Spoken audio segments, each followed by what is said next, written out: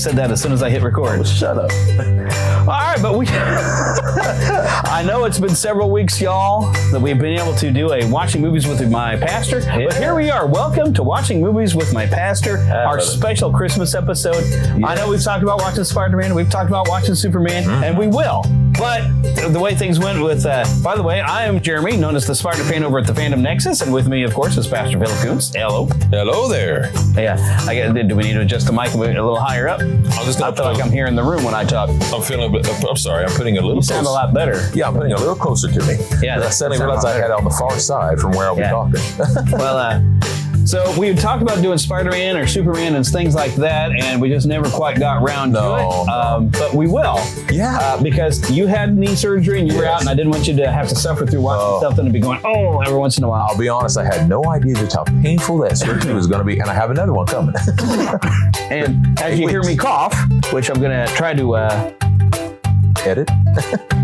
Well, no, I'm gonna try to hit a mute button, sure. But it takes a while to come back when I'm going to cough. But I had it turns out it wasn't, we don't know what, I had a virus, and I've been sick and unable to talk, so none of the podcasts were getting done at all. But we are back, and I've got something special for Christmas, and we got to make sure to release this week. Now, this movie from 1970 was a follow-up to Oliver. I didn't know that. Yeah. It's a musical film adaptation of Charles Dickens' A Christmas Carol, written, of course, 1843. It was directed by Ronald Neame and starred Albert Finney as Ebenezer Scrooge. The film score composed by Leslie Bricusse and arranged and conducted by Ian Fraser. The film was a follow-up to another Dickens musical adaptation, 1968's award-winning Oliver. Both films were shot by Oswald Morris, and many of the sets at Shepperton Studios were reused for Scrooge. Now, I will say this. I saw Oliver for the first time about 5 years ago, and I did recognize that some of the sets looked familiar. Of course, I didn't realize it was the same. The posters for Scrooge included the tagline, "What the Dickens have they done to Scrooge?" Yes, designed to head off any criticism of an all-singing, all-dancing old skinflint. Now, there were some awards given, but what we're going to do, I'll bring up things later about some nominations as we watch, because this is kind of a new thing. I'm trying to make sure that we provide some facts about the movies more than just us talking about it. Back when the movie came out, my aunt and them went to the theater. Theaters were a lot different then. They went to the theater to see it, and they sold the soundtrack at the theater.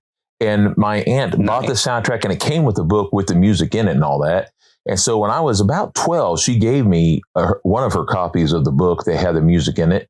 And she was nuts about the show. So I got to see that, what the Dickens had done to Christmas Carol and all that. It was really, but she had all that stuff from then. Of course, it was really old to me because, as a kid, 5 years seems like a million. Right. I'll get into some of the, I want to be able to talk about the artwork. I have so many notes here about stuff, and I want to make sure, because I want to talk about, there was an animated version, which is fairly recent. There's a stage version, but I saw something about and I don't see it now. Now, all right, let me get to the opening at least. That might be something. Wasn't the animated version the last thing that producer got to do? I don't know. But it was the same producer and everything. Because he passed away. It's a little over the top, but it's pretty good. He passed away right before they brought it out. I know that. But they only had I want to say 3 songs from this that are in it. At least they had those in it. That was at least fun to hear them doing some of these songs in that cartoon. Okay, there it is. So I have a thing I want to read as the opening is playing. Oh, yeah. So now I'm queued up. I found what I was looking for. Yeah, you go. So let's queue up. So anyone who's going to be able to watch this with us, hit play now. And you heard it at us. It's taking a little bit to load. On Paramount Plus, you can watch this. All right. So the film features an opening title sequence of numerous hand-painted backgrounds and overlays by British illustrator Ronald Searle. Art of the title described it, saying, "As is often the case with Searle's illustrations, the forms jump and squiggle into shape, the strokes loose and sprightly, and each scene swaths of color and life pour out, white snowflakes dotting the brushstrokes. The illustrations later appeared in the book Scrooge by Elaine Donaldson, published in 1970 by Cinema Center Films." Awesome. Which was also the people who made the film, right? Yeah. Wonderful. I always thought it was just beautiful art because it always had not black and white, but there's some parts where the color is missing. And some part where it's kind of water brush. It's watercolor mixed with like some line drawing. It's wonderful. Amazing. And I think you probably did that. The lettering has a very specific style in here too. The font is, and I'll admit, growing up, this inspired me with some of my stuff at school that I would do. It has a lot of that style when you'd see like the parody things in the New Yorker. Yes. It just has that parody kind of little over-emphasis. Yes, it does. Good call. Good catch. Mm-hmm. That's what I kind of thought, because everything just...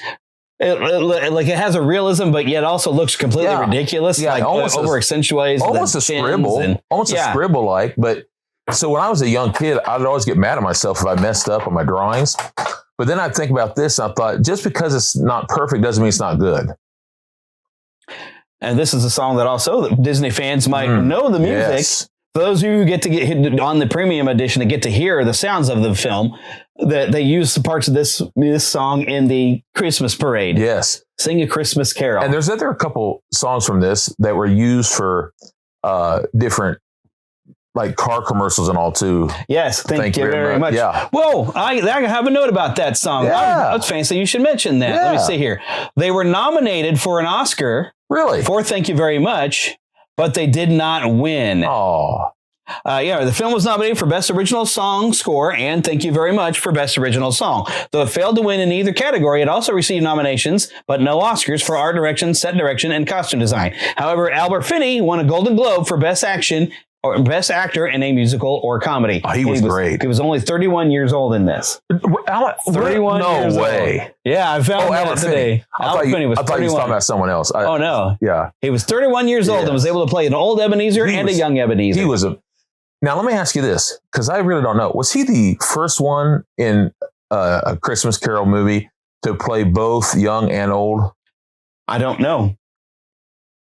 I mean, except for maybe an animated one. Oh, yeah. I mean, you got Jim Carrey who played everything, but later. Yeah. Before this, you had all these other versions that I haven't really seen anything earlier than this. I mean, you have a very famous black and white one. That was good. I haven't seen it, and I don't know if it's the same actor. Oh, really?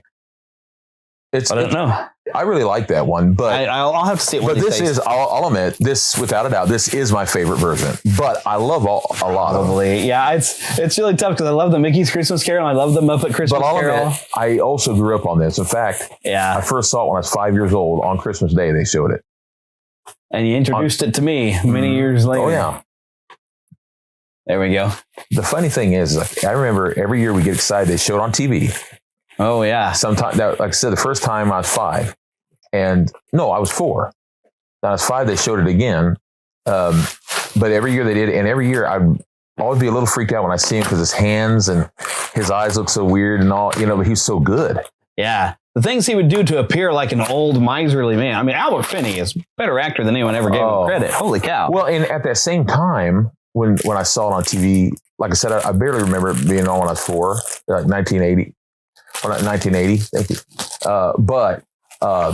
Pardon us eating snacks. That's what we do. But I remember seeing it the next year when I was in kindergarten, and the part that I remember the most was they said they were talking about, it might have been 81, 82, but I remember when Annie was coming out. Oh yeah, and they were mentioning that's the same guy. I was like, what really? Yeah, Daddy Warbucks. Yeah. That's a good actor. I don't know that he really got an Oscar until he did a movie with Julia Roberts later, the Aaron Brockovich. He was good in that too. I never did see that one. I don't care for the movie much, but he was great. She did good though. Mm-hmm. The dialogue in this is so good, and it's lifted right from the book. Yeah. Dickens has had a way with words. The one thing learn everything you need about the character with the dialogue. One thing that's weird in this film is I hear them call his nephew at one point. Someone refers to him as Dick. But I know that in the film, I don't mean that as a phrase. I mean that as a name. Yeah. But I know the real name is Fred. Mm-hmm. So I don't know why they would do that, because we know that Dick is short for Richard. Yeah. I don't know how that ever caught on either. I don't remember him being called that. Yeah, at some point they do. I think it's at the party. Maybe they're talking to him about somebody else. Oh, I'll have to listen now. Yeah. Maybe you're right. This makes me miss my grandpa horribly bad. We watched it every year. And my grandpa loved it so much that he would quote Scrooge all that. I mean, he was nothing like Scrooge, nothing like him, but he loved him. Quite a powerful speaker, sir. I wonder you don't go into politics. You're fool enough. Come now. Don't be angry. Dine with my wife and me tomorrow. So you hadn't got enough problems. You went and got yourself married. Now, why in God's name did you ever This is do such a that? telling bit. Because I Fell in love. There's one thing in the world. It really is. And how he complains about love here. Merry Christmas. It's the hypocrisy of a happy marriage with some idiot lovesick female. And knowing That is he true. was there, where his opinion on that has changed so much. Always welcome, Uncle. Just By like having a Christmas broken itself. heart. He loved sick female. Merry Christmas, Uncle. You That's too, what a Bob person will Cratchit, and do your family. when they made a mistake. And Not you, all good lady. people. Blame somebody else. They, Oh, and Uncle. they Happy New Year. Good will afternoon. push the blame on someone else. Yeah. I love that. Oh, and Uncle, Happy New Year. Good afternoon. Like he tells him good afternoon multiple times. It's so trying to get him to go ornery. away. So ornery. You gotta love old nephew Fred. Yeah. And I really love Bob. So full of good cheer. Yeah, he always was peculiar. Yeah. I love Bob. Mm-hmm. This is such a special song coming up as Bob is going to leave when It's meet my up favorite. with Tim and the little girl. I don't know if it's my favorite because I say that about almost all of them. Yeah. But is it a probably special is because song. he reminds me of my father. I was full of cheer. Mm-hmm. And my dad was such a good father because no matter what, he'd find a way to make us full of cheer. And that's what he does in the hardest of times. That's what Bob does. I need to clean my glasses so I can read my screen. Here you go. Yep. Oh, do you have a good? Well, I'm going to have to use a good lens wipe because I use a That's what it fogger is. lens wipe and it streaks Well, it that's up. what it is. It's supposed to be. I'll show you what I'm talking about. Oh, okay. Excuse me. I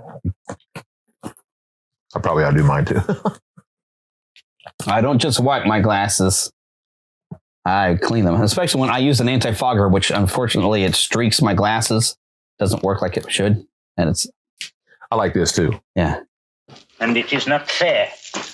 Yet if I stopped your wages for it, you'd think yourself ill-used, no doubt. And yet you don't think me ill-used. Pay a day's wages for no work. Day's wages, no work. Yeah. It's Christmas Day, Mr. Scrooge, and it is only once a year, sir. Or excuse for picking a man's pocket on every 25th of December. Mm-hmm. Yeah. It's such good dialogue. I mean, Dickens was, goodness, He's brilliant. genius. He made a lot of great stories. Especially even when, and I don't think we've hit this part yet, where Scrooge says, when when the two guys trying to collect for the poor, and he says, well, if they'd rather die, then they should do it and decrease the surplus population. Mhm. And when he has those words thrown back in his face, And then I've always loved that part. It just gives me. now, I don't tingles. know how factual that movie about Charles Dickens is. Oh, that one, the Well, it's Man really- Who Invented Christmas thing. That's really a great film. Yeah, It really is. I remember seeing it in the theater, and And I know there's some things that are factual. Like I had no idea that Charles came from a family whose father basically got them in trouble financially. Yeah. And that's why there's so much truth to this. Yeah. And he was going through a lot of hard times when this was written financially. That's why a lot of people have kind of figured that Bob Cratchit was probably a little irresponsible. See, now this is what I use because it's actually got some stuff and you can clean your glasses off. Good lens cleaner. I There's still don't some think juice. Bob was irresponsible. He was taking care of his family. Yeah, there's a lot of people who said, well, he was probably a bit of a drinker because of the depression that he might have been and all this other stuff that they imply is like, well, it's not in the book, though, so let's not imply too much. Because the thing you're supposed to get is that Scrooge is underpaid. Mm-hmm. Oh, yeah. Or Scrooge is not paying him very much. Yeah, exactly. But in this sort of an economy, you had a situation, you better stay in your situation, In as your they call it, your means, job. Because it's very hard to get another one. You could end up out on the street. And he's a family man. He's the sole provider for a lot of children. Mhm. They remind me of the Weasleys in Harry Potter. Oh, yeah. That's We're true. totally the Cratchits. Very much. And he found happiness doesn't come from a bottle, it comes from within the heart. Really. Right. Well, it'd be funny if Tiny Tim was the same kid who played Oliver. I don't know. I've never seen the Oliver movie. No, he's not him. But it would be funny. Yeah. I love it how Tim does. This is so good. Yeah. So those of you who are not getting to hear the audio, so Bob Cratchit's gone out here, and there's his son and daughter, and Tiny Tim is out there, and he says, "Oh, what in the window do you like best?" And Tiny Tim says, "Well, I like all of them. Since you said I can't have any, I might as well like them all." It's like, well, you're a gentleman and a scholar, little Yeah. Tim. When I was young, I didn't understand that.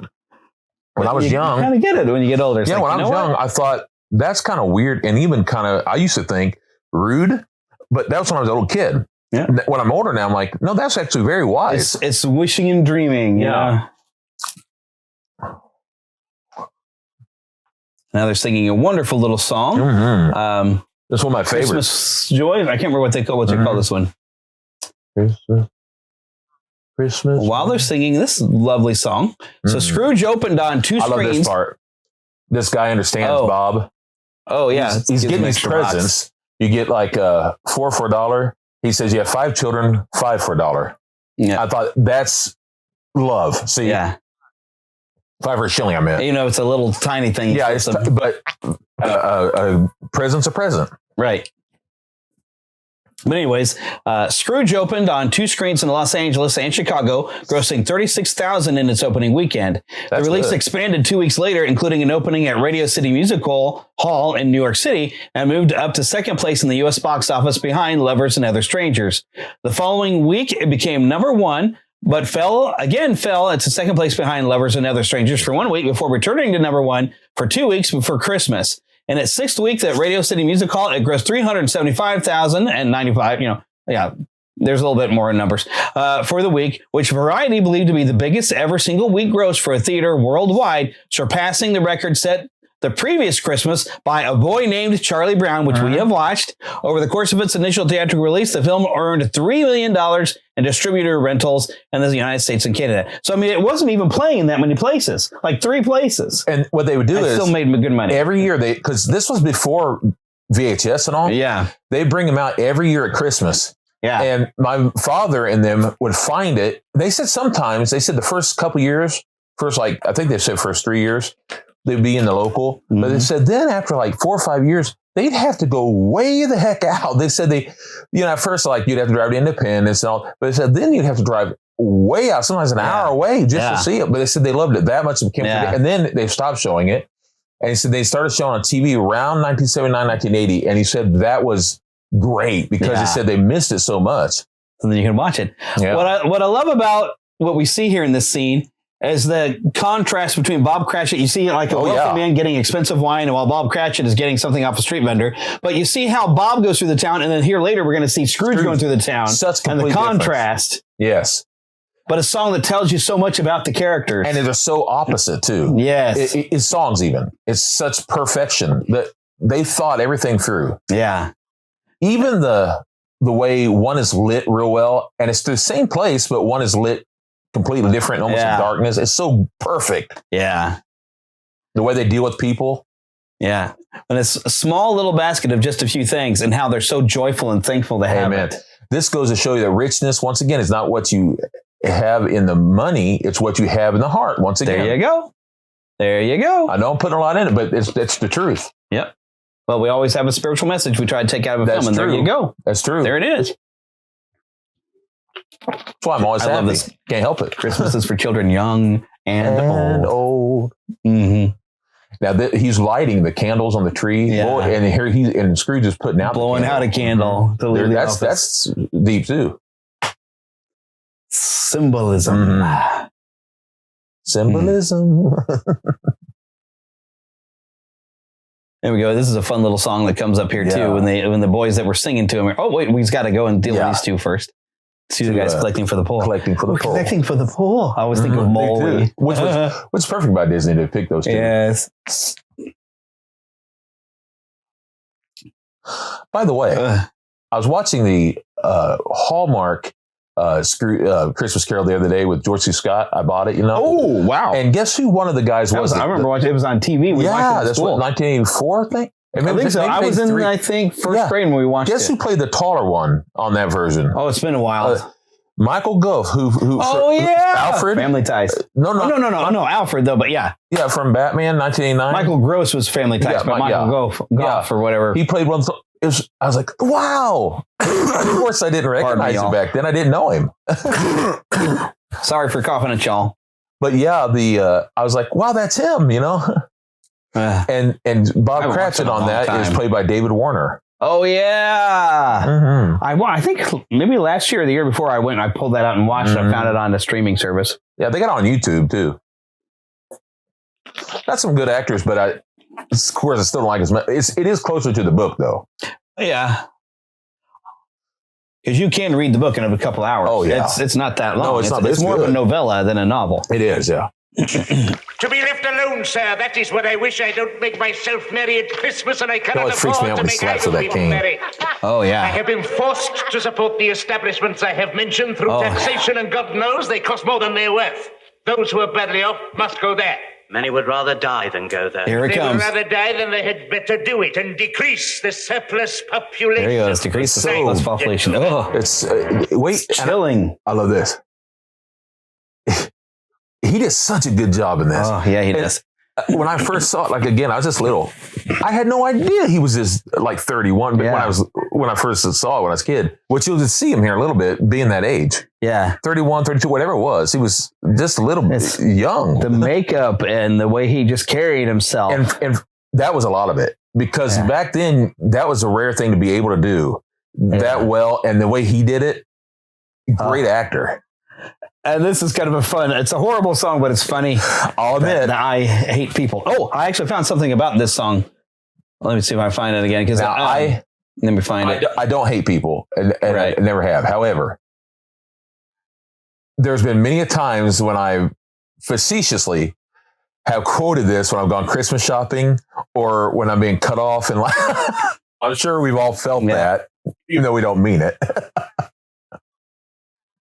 Okay, in 1992, a stage musical adapted from the film featuring Bracuse's songs and starring Anthony Newley was mounted in the UK under the title Scrooge the Musical. I Hate People was rewritten as I Hate Christmas, and a cast recording was released. Yes, I've heard that. I don't know why they changed it to I Hate Christmas instead of I Hate People. I think it doesn't sound quite as grotesque, maybe. I don't know. They don't want him to seem as horrible, but... Well, I don't know. I guess not. Random. Soft-hearted me, hard-working me, clean-living, thrifty, and kind as can be. I do love, in this version, that they add all these characters in. Yes. Like the boys we were talking about. The people that owe him money. Like this. Because I don't know if they're really in the original. I don't think they are. I don't remember. No, they're not in the novel at all. But they make you love them, the characters. And I know in the real novel, there are some characters that we don't see, but they're kind of, I don't know. Their background, maybe. Their background, and they're not really, I don't want to say they're bad people, but like they are kind of in the sense that they're the ones that go rob his grave and all that, you know? Yeah. Well, I mean, those people are in the book. Yeah, that's what I mean. But having him all these people that owe him money adds more weight to a song later. Yeah, because what I mean by the people that rob his grave is you can understand it, but they're not as easy to love in the sense that they're thieves. Yeah. You can understand, but you're not necessarily wanting to cheer them on. But seeing his interaction with the people. There he is. Father Christmas. These are the goofiest looking boys, though, I swear. This one always reminds me of a monkey man. Sounds horrible. But keep in mind, this is the 70s. Right after the late 60s. He always reminded me of Planet of the Apes. This one guy does. I know it's horrible. I know it is. Yeah, so they found like the goofiest looking boys. Yeah, they are. Now, that stage adaptation was revived in 2003 on a tour of the UK by British song and dance man Tommy Steele, and he reprised the role at the London Palladium, or Palladium. British people are going to yell at me. In 2004, making him the performer to have done the most shows at the Palladium. In 2007, Shane Ritchie played the part at the Manchester Palace. The musical was revived at London Palladium in October 2012, with Steele again playing the title role in a run that lasted until the 5th of January of 2013. That's amazing. My brother Matthew got to go see it once. The stage play? Yeah. Neat. They did it around here somewhere. Huh. And of course, we've known this our whole lives. Yeah. And we just love it. I say our whole life, but really, since 1980 or whatever. Might have been before that for him. I don't know. First time I remember it. Now, Heather and I have discussed several times if given the opportunity to perform this on stage, I would be really good at playing. I think his name is Tom. Oh, yeah. He does the soup. He gets the song later. Always remind me of he looked at least in the 70s like my father looked in the 70s with the sideburns a little. big time. But my dad didn't like hearing that. I would probably look like the Christmas present at one point, size-wise. This guy in the middle that almost has a Dick Van Dyke thing going on, does. the monkey guy, I guess. No, I'll show you. You'll see him. He's the one that says he's a bandit. He's a bandit. Yeah, he joins him here in a minute. I love how they switch to singing nicely to try to get coins. Yeah. And then following Scrooge around, these boys singing. There's the bandit guy, the monkey one. He's the one with the black hat there. He's the one that has the little apron on. All right, I'm looking for him now. Yeah, he just ran around the corner. He's going to say he's a bandit. You'll see.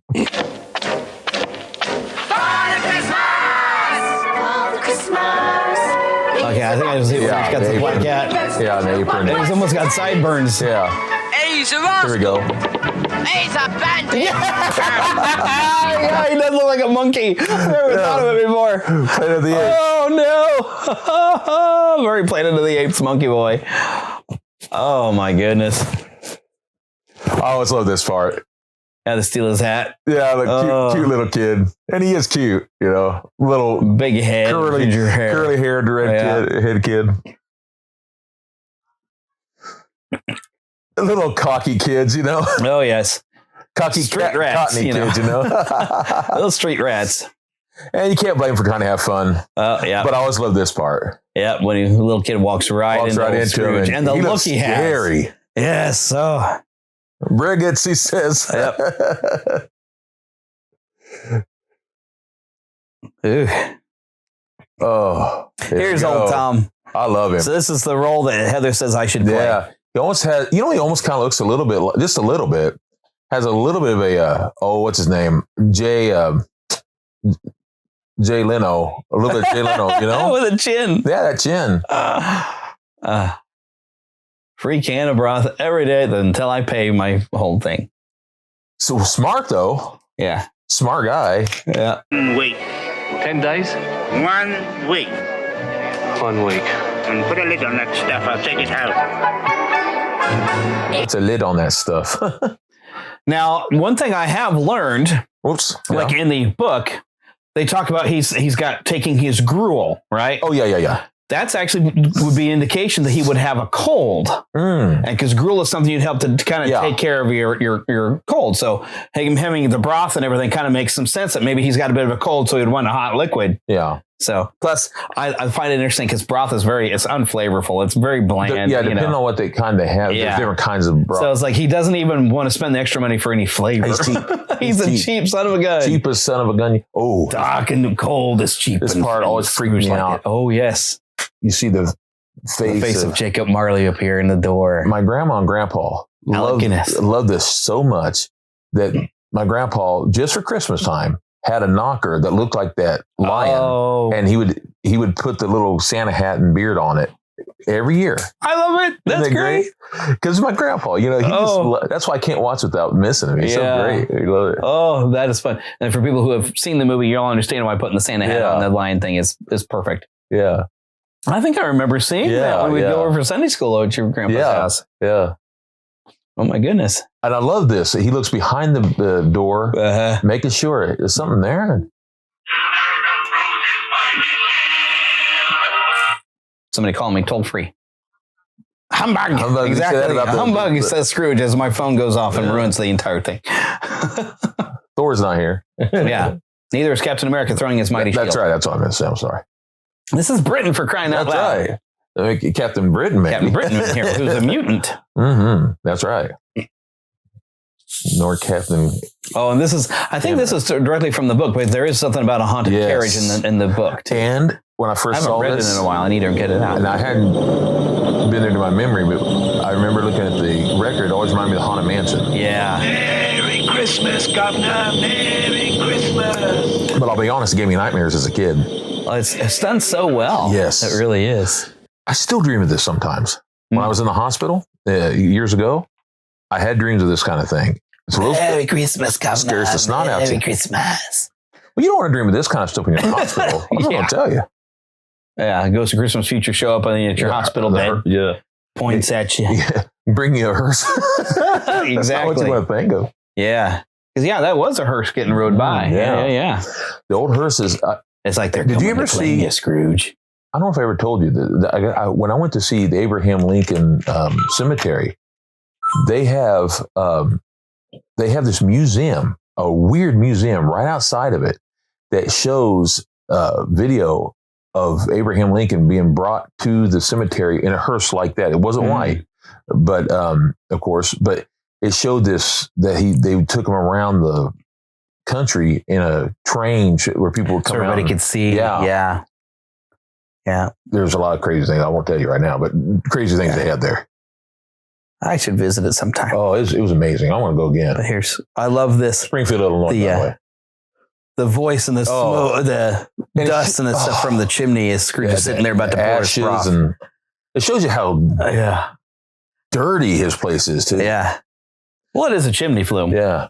Well, true. But having the voice come from the chimney against Scrooge. But the other scary thing is that everything's the same color. This gray, dark, you know. He looks like he lives in a haunted house. It does. It almost sounds like a laugh. Yeah. You kind of hear this like laugh, like Marley's playing with he's a ghost, you know. When I was little, I used to put when this part would be on, because it would scare me. I would always put a sheet around me and just have my face showing. That way I could hide if I needed to. You could hide in case Jacob Marley came for you. Oh, yeah. Oh, and this is creepy, too, when all of his doorbells suddenly start going off. And my dad knew the only way to make me feel good, because remember, son, Marley is Obi-Wan Kenobi. That's right. He goes, just remember, son. That way he would know that I wouldn't be scared. And at that time, he was only Obi-Wan. Right. Everything going off at once, the clock, the bells, all of it. Oh. I think it's part of how Jacob Marley really wants him to believe him. No, I'm real. This is happening. This is the real thing. Yep. And I think it's also, I always have wondered, like, did Jacob Marley have to go through the same thing and he didn't change his ways? That is a good thought. That's why he knew about it and came to warn Scrooge, like, hey, they're coming for you next. But you've got the chance. Don't miss the chance that I failed, because I'm suffering for it now. Yeah. It's like if somebody could come back from hell and tell you, turn your life. You remember what I've taught? I'm going to do that again with the drawings, but where I used to do a Christian's Christmas Carol. And because the very horrifying thought of it's too little, too late. Yeah. Oh, well, that song I sang a couple weeks ago, Almost Persuaded. Almost, but not. Oh, that's a horrible thought. Yeah. Ooh. Oh, I just saw something interesting. It's got a list of on the animated film here. Yes. Which I think, let's see, what do they call? I think they call it Scrooge: A Christmas Carol, 2022. Limited theatrical release. I think it's on Netflix and everything. But I just saw some casting. Jonathan Pryce as Jacob Marley, which you might remember from Pirates of the Caribbean movies. I think he's been in those. Great a lot of different stuff. My golly, there's a lot of stuff in there. He's a great voice. Yeah. Look at that. That part freaked me out. Having the key turn and unlocking. All these locks that Scrooge has put in there. And his eyes are terrifying looking. Yes. Oh. And the way he moves into the room is so good and scary. And really, even though we know it's Alec Guinness, he doesn't really look the same. I mean, his eyes are him, but he's so good. It's like he walks in the room like he's not fully there. No, he's like floating almost in a daze. As he's carrying these chains. And then he slowly turns like he's pointing an accusatory finger. How now? I love this. What do you want with me? Much. All three of us. Yeah.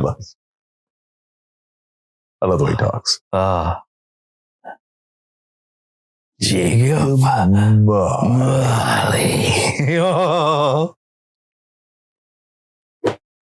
This part's awesome too.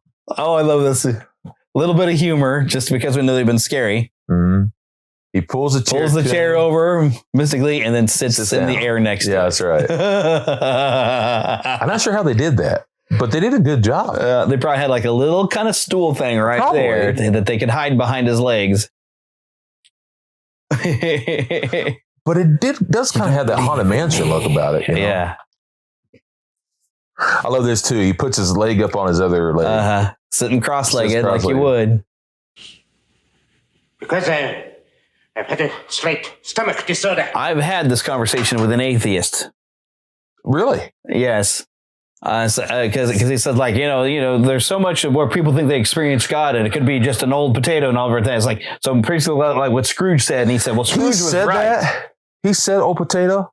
Well, I mean, not in this, but we had a similar discussion. I said, that sounds a lot like when Scrooge was saying that we could be deceived by, you could be a bit of old potato. There's more gravy than gravy about you. That's right. And he said, well, Scrooge was right. It's like, okay. Scrooge went to hell. Well, at this way. Yeah. He straightened himself out. Yeah. Here. Well, this is so good on the wires. And it could be that the wires he was going to be on to float him up in the air was what held him up when he was sitting down, though, too. Maybe. They could have used some wires. That's true.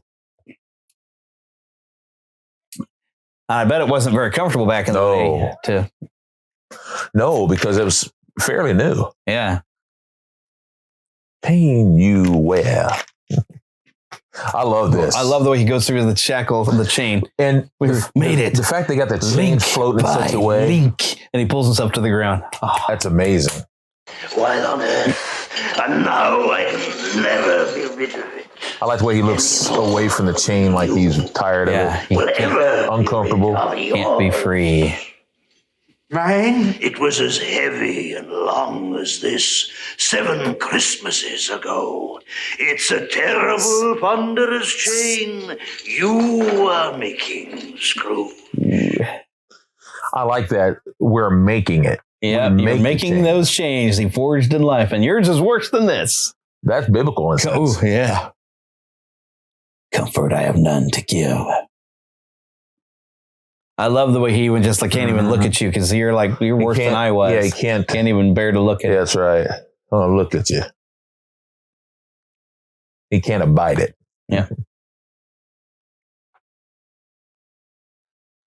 Should be our business. This part freaks me out too. This does remind me, once again, Haunted Mansion, that this part of going out the window. Yeah, this is straight from the book too. Yeah, I love it. Which I do have. I have a Christmas collection that this, because it's more of a novella, is actually in the thing as well.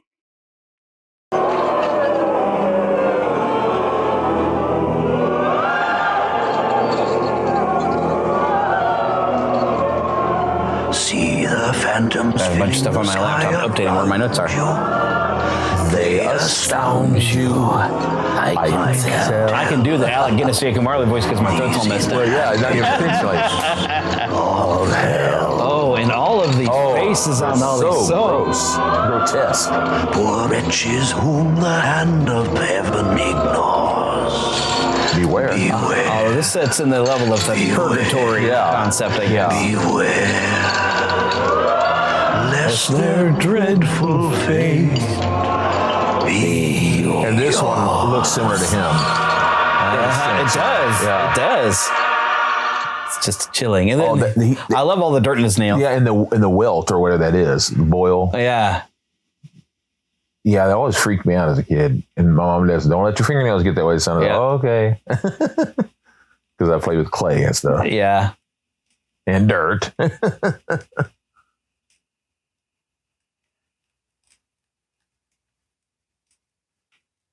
Well, as we get this quiet moment. He barely has fire in that thing. Yeah. Well, coal's expensive. Oh, that's true. In his view. That's right. So Gene Siskel of the Chicago Tribune awarded the film 3.5 stars out of 4, praising Finney's masterful performance. Arthur D. Murphy, reviewing for Variety, called Scrooge a most delightful film in every way and praised Finney as remarkable, and also complimented Bricuse's unobtrusive complimentary music and lyrics and Ronald Neam's delicately controlled direction, which conveys but does not force all the inherent warmth, humor, and sentimentality. Charles Champlin of the Los Angeles Times applauded Scrooge as a lovely movie, one of the few genuinely family-wide attractions of, I need to see the next page then, of the whole year, calculated to please equally all those who have loved the Dickens work forever and all those enviable youngsters who are about to discover it for the first time. I read that the other day. That's really nice. Always a good friend to me, Jacob. Thank you. Because there is just a little bit of light humor, but none of the songs are obtrusive. They just help tell the story. Ghosts. I think I'd rather not. Yeah, I think I'd rather not. Tonight when the bell tolls 1. Couldn't I take them all at once and get it over with, Jacob? the second at 2 o'clock, and the third when the bell tolls. So I love he looks away like he's being pulled back to his haunting. And also, he's like, it's... he's like, but yeah, you can feel like he's being pulled. Yeah, like he is. He can't escape his fate of having to wander the earth. No, he can't. And even walking backwards. And that wave he does as he goes out the door. Yeah.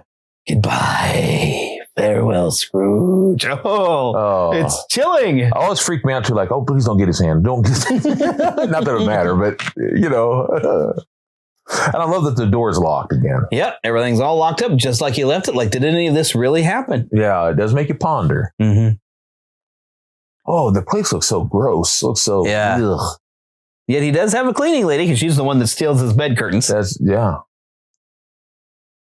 But yeah, you don't hear about cobwebs still. This one we don't hear about it, but I'm assuming he's such his a old bum. bed curtains. They're just nasty. Well, that's not the bed curtain. That's for the window. That's right. And I swear, it's like he lives in a haunted house. The way he just doesn't take care of it. No, because he'd rather have the money than do anything with it. I know people that way. Mr. Krabs is what it is. He just likes the money. He doesn't actually do anything useful with it. Like keep his house nice, or I don't know, help out people. I'll say this about Scrooge McDuck. At least he has a nice place. Yeah. I'm talking about... Well, he uses his money to go on adventures for more. Exactly he treasure hunts. Yeah. He doesn't have money just to have it. Exactly. He does stuff with it. I love that clock. It's a neat old clock. Yeah, it's got a lot of bells on it. It does. I almost expect to see Jiminy Cricket jumping around on the darn thing. It looks just like when Jiminy Cricket did it. It does. So when he goes and ding, ding, now, ding. You know what that is, right? That little hole. I'll get back to you later, James. That's a little hole there, the bottom. That's where they would use the restroom, and they'd put that thing in there. I don't know why you'd want to put your stuff down in there like that. Well, right next to your bed. But of course, you don't have to go that far when you get out of bed. If you got to go to the bathroom, you just want to go. I appreciate having a restroom near to my bedroom. Yeah, I understand. Me too. Thank God. I visited multiple times. Years ago, especially when I was sick, I used to have to walk all the way up the stairs, all the way down the hall, and it was a lot different. And I love the way he's got some money that he's got to keep tied to close a little purse around. Close to his heart. You're out keeping it tight, and you can't even sleep without having money right there. Tell me, James, you sleep with a gun next to your pillow? Yeah. For anyone who remembers, which was Tomorrow Never Dies, a James Bond movie? I think so, yes. I love it. He just got laid down, and then the clock starts chiming.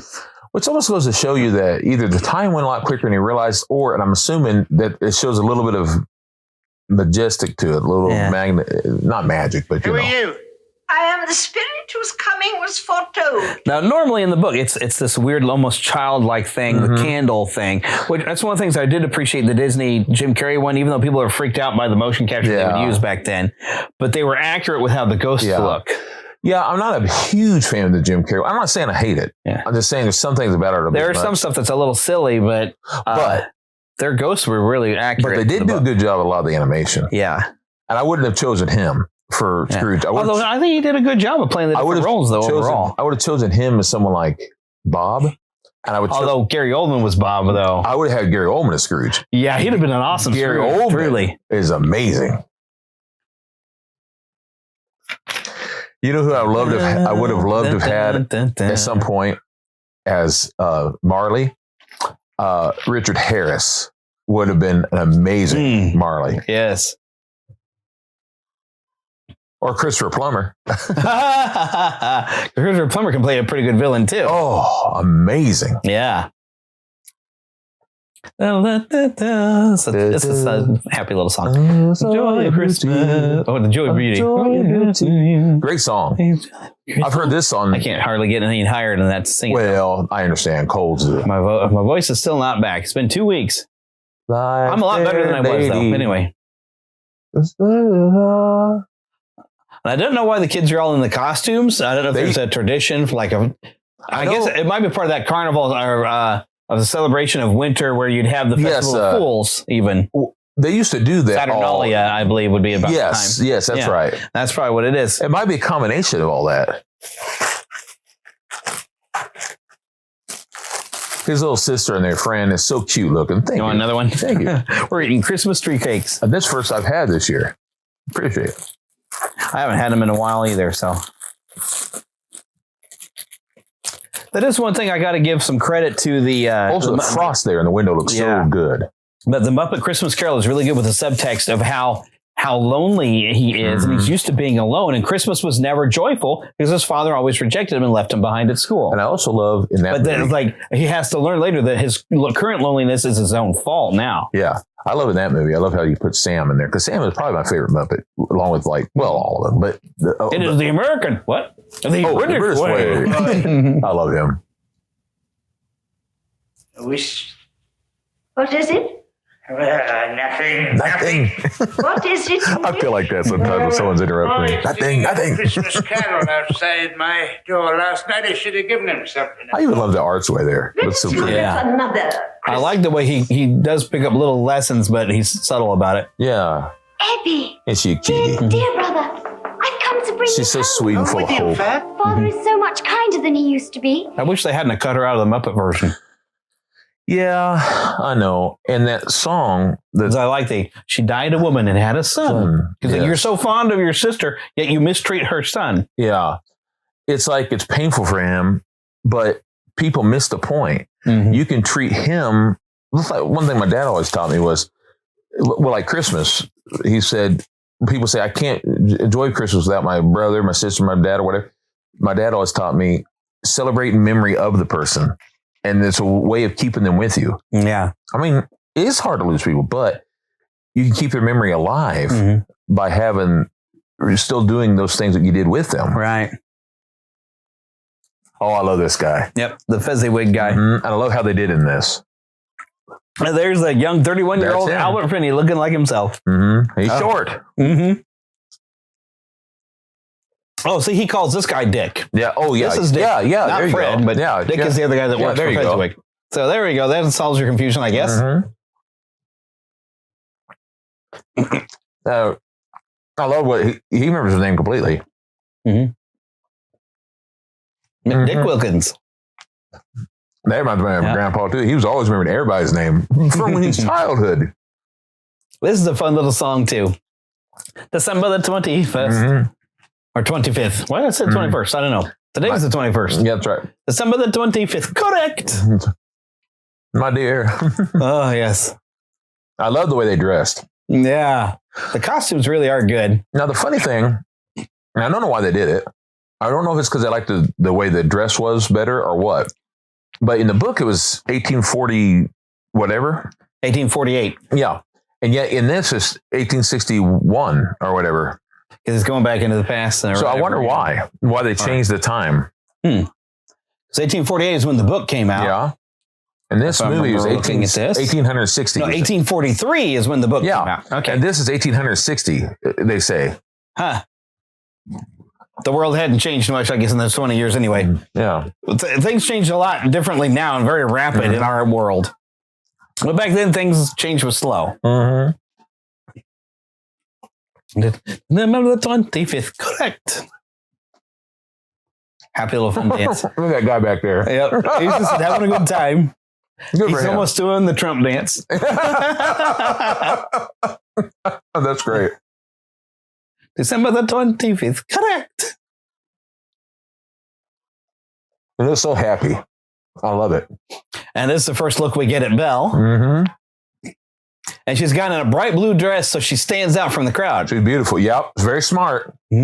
Very good planning with the color and all. Yep. And it's a light blue where Fezziwig is a royal blue with the yellow, which stands out big time. Yeah. And I do appreciate that even a younger Scrooge, he's kind of like he's enjoying being there, but he's not really participating. Yeah, because he's uncomfortable. Yeah.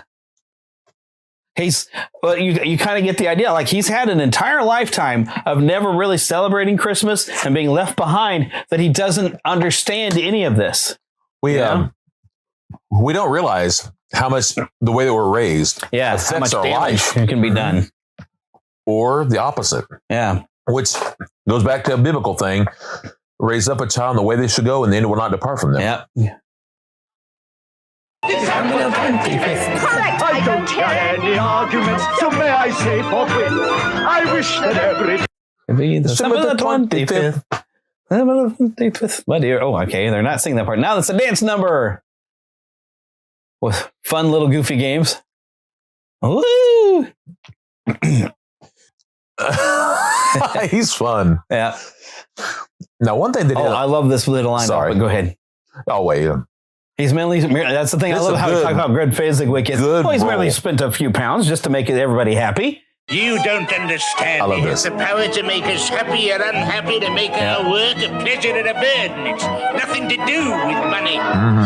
He says something and he's actually learned, like, hey, that was a lesson you forgot, that it didn't take money to make your employees happy. Now, in the Disney about how cartoon, important it was. in the Disney, I'm talking about Mickey Mouse, in the Mickey Mouse Christmas Carol, one thing they did, they went a lot faster, too fast in a way. Yeah, they had to get it all out in a half an hour. Yeah.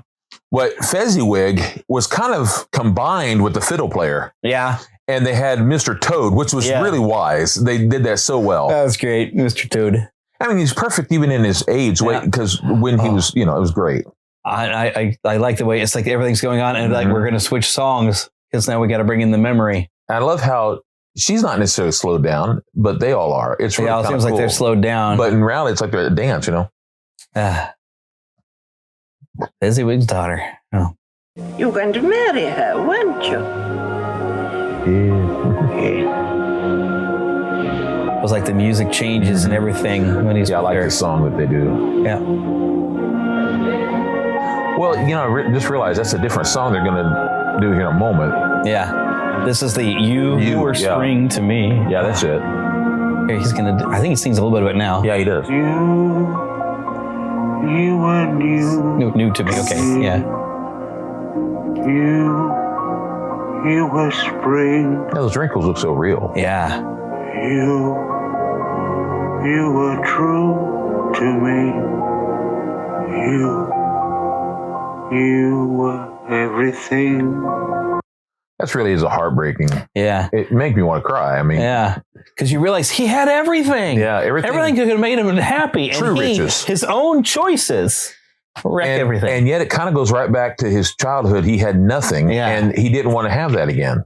Yeah. And so people will only hurt him again. Yeah. So he wanted her not to fail. He didn't want to fail her like his family failed him because he was a poor boy. And he had so I'm not trying to overthink it, but that is what people do a lot of times. They're afraid of falling again. And you can't blame them. Yeah. But you have to take a risk. Yes. A thing you can touch. I love hearing old Fezziwig and his wife so coming along in the other boat. Well, back then you had to do that too, because you had to have what do they call them? I can't think of the name of it, but people would have to be when you're dating, courting. Yeah, when you're courting, you had to have chaperones basically. Then she was a parasol. Yeah. It is very pretty out. Yeah. People had to wear a lot more clothes back then, which is good in some ways. Yeah. But it was cool in Britain, apparently. Oh, that's good. I was going to say, it seemed very hot. Yeah. Let's see. I wonder if it says anything about the location here. But very handsome, very good apparel they're wearing. I love this. They're napping. Yeah. The old people. And it's interesting also, Scrooge has almost still a very serious look on his face. Mm-hmm. But you can tell he's enjoying himself. He can't fully express happiness like everybody else does. It's almost like he's a sociopath and he doesn't feel the same emotions as others.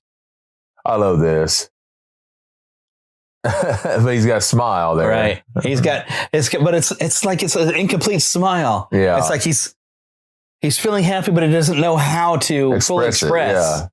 See, there he is grinning. Yeah, he kind of gets a grin, but compared to her smile and Fezziwig and all the other people who were so delighted and everything. Yeah, he's like half there. There we go. Filmed in London and on location in Buckinghamshire between January and May 1970. Wow. The film sets at Shepperton Studios included fully reconstructed Victorian streets. Finney was in his mid-30s. Oh, I thought 31, I read somewhere.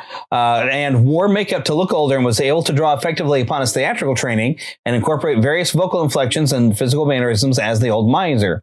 The film features an opening title sequence, which I already read over that part. I thought it would maybe say something about some of the locations they're filming here, these outdoor locations, and the farmland. Very and everything. beautiful. Yeah. I mean, look at that. That's The gorgeous. British countryside. That is gorgeous, man. But here I guess it's a little bit, it's that nervousness because he's pulling out the ring. Yeah, right there, yeah. So, but he seems like when he's riding along, he should be smiling a little bit more. And I think and I don't know, maybe they did show another one, so I don't remember any other Christmas Carol movies where you see him get engaged. Maybe there is. Well, there's talk of it, but you don't see like him passing the ring. I like to her. that. I really like that. Mm-hmm. You can see that smile and glint in his eye, you know, and with her, of course, she's thrilled. Yeah, it's heartbreaking. Mm. For me. It's like, that's just the regret of this song. Yeah, I like what she when he says. realized, oh my gosh, I had everything. What in the world did I do? I like what she says here. I did love her, you know. Did you? Oh, yes, I loved her. Then why did you let her go? Never been quite sure. Then let us This would be so difficult to watch. Yeah. To watch again. When he's like, you can't do anything about it. Yeah. Why did you let her go? I'm not quite sure. Oh, well, let's go look at it, Scrooge. Yeah. Let's see how you Let's see how you did this. Yeah. Oh. Yeah, it's kind of a different fella here. She has such pretty blue eyes. Yeah, beautiful. She's really thought this out, you can tell, too. Mm-hmm. And deep down, he knows it's true. You can see it. It's like, you loved your money more than me. He did such a good job in this part where he's halfway the old hymn and halfway the hymn here that we know. Yeah. The world too much, Ebenezer. All your nobler dreams that I loved, I've seen die off, one by one, until only the desire for gain is left. I'm not changed towards you, am I? Yes, you are. Your promise to me was made when you were poor and content to be so. You were someone else then. I was a boy. You see, your own feelings tell you that you are not what you were. And I love the way she does that. Like she's doing him a favor. I'm releasing you. Mm-hmm. You needed to be free of me because this is not what you want anymore. She's gotten over all the heartache of it herself. She's seen him slowly grow this way. One thing I've noticed in this movie, and certain other films at this time, in the late 60s, early 70s, the white almost looks like it's glowing. Mm. Oh, that's so striking. Yeah.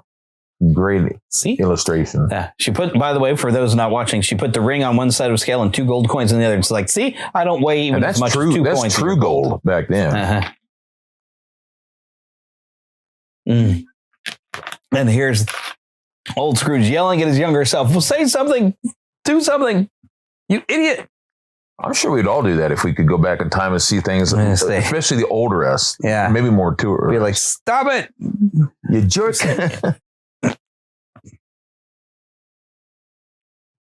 Well, I'm at a point where I have looked back and said, well, I'm glad that this here didn't work out and this here didn't work out, because if that had worked out, I wouldn't have this. That's right. But there are a few things I would like to go back and change, but not for things I have, but for things I've done that may have turned out wrong for me physically or whatever else. Yeah. Where I messed something up and I'm like, what? And I can't fix it. Yeah. If I just been a smidge more patient or whatever. Yeah. And now his song kind of changes where it's like, I did this. I let her get away. It's interesting to see him call himself a fool. Yeah. Oh. That is hard to see his younger self just kind of going, it's kind of dismissing it. He's pretending. He looks out the window a little bit and then he's going to get back to work. Yeah, he's playing pretend. Yeah. Oh, and the lyrics on this, I now who must travel on alone. Mm-hmm. What hope have I? No hope for me, yeah. Is gone. Live with the memory. Yep. That's telling too. Yeah, it is. You were my only hope. Because it's the only chance he really had of not being this miserable old miser that he is. It's like he's acknowledged how miserable he is at this point. Yeah. But now he sees his misery has become his own fault. His own choices.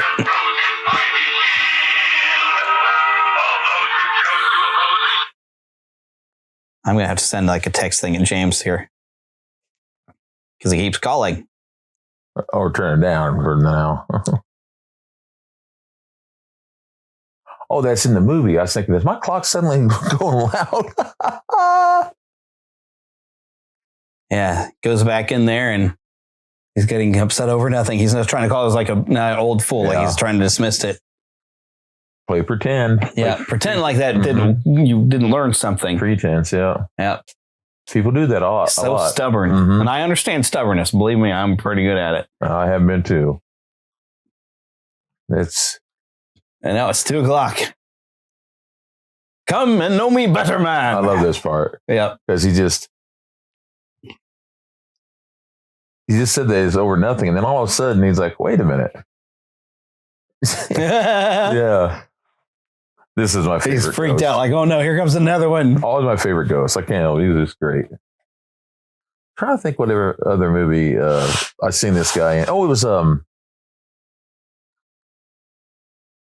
I think it was Midway, but he was in a war movie where this guy was in. He had like a beret on. Come here, Scrooge. I'm waiting for you. Or shall I come in there and get you?